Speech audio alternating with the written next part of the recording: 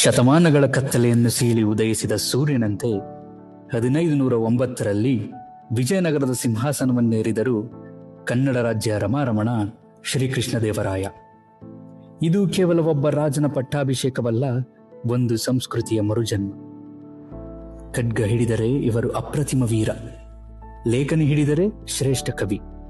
ಗಜಪತಿಗಳ ಗರ್ವವನ್ನಡಗಿಸಿ ರಾಯಚೂರಿನ ರಣಾಂಗಣದಲ್ಲಿ ಸುಲ್ತಾನರ ಅಹಂಕಾರವನ್ನು ಮಣ್ಣು ಮುಕ್ಕಿಸಿದ ಇವರ ಕೀರ್ತಿ ಕನ್ಯಾಕುಮಾರಿಯಿಂದ ಕಟಕ್ವರೆಗೂ ಪ್ರತಿಧ್ವನಿಸಿತು. ವಿಶ್ವವೇ ಬೆರಗಾಗುವಂತಹ ವೈಭವ. ಹಂಪಿಯ ಬೀದಿಗಳಲ್ಲಿ ಧಾನ್ಯಗಳಂತೆ ವಜ್ರವೈಡೂರ್ಯಗಳನ್ನು ಸೇರಿನಿಂದ ಅಳೆದು ಮಾರುತ್ತಿದ್ದರು ಎಂದರೆ ಅಂದಿನ ಶ್ರೀಮಂತಿಕೆ ಎಷ್ಟಿರಬೇಡ. ರೋಮ್ ಮತ್ತು ಪ್ಯಾರಿಸ್ ನಗರಗಳಿಗಿಂತಲೂ ಮಿಗಿಲಾದ ಐಸಿರಿ ಈ ತುಂಗಭದ್ರೆಯ ತಟದಲ್ಲಿತ್ತು.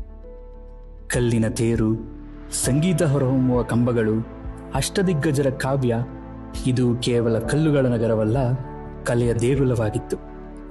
ಅಂದು ವಿಜಯನಗರ ಅಕ್ಷರಶಃ ದಕ್ಷಿಣ ಭಾರತದ ಹೆಮ್ಮೆಯ ಕಿರೀಟವಾಗಿ ಮೆರೆಯಿತು.